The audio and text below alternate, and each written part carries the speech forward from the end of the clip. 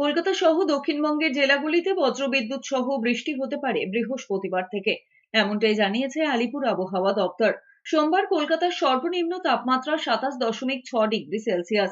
হাওয়া অফিস সূত্রে খবর, পূর্ব ও পশ্চিম বর্ধমান, বীরভূম, মুর্শিদাবাদ এবং নদিয়ায় বুধবার থেকেই বৃষ্টি শুরু হবে। বৃহস্পতিবার এবং শুক্রবার কলকাতায় বিক্ষিপ্তভাবে ঝড় বৃষ্টি হতে পারে। এর তালিকায় রয়েছে হাওড়া, হুগলি, উত্তর এবং দক্ষিণ 24 পরগনা, পূর্ব ও পশ্চিম মেদিনীপুর, ঝাড়গ্রাম, পুরুলিয়া এবং বাঁকুড়া। আগামী কয়েকদিনেও উত্তরের জেলাগুলিতে অতি ভারী বৃষ্টির সতর্কতা জারি করেছে পুলিশ। মঙ্গলবার এবং বুধবার বৃষ্টি হতে পারে উত্তর এবং দক্ষিণ দিনাজপুর এবং মালদাতে। শুক্রবার পর্যন্ত দার্জিলিং, কালিম্পং, কোচবিহার, আলিপুরদুয়ার এবং জলপাইগুড়িতে বিক্ষিপ্তভাবে ভারী বৃষ্টি চলবে।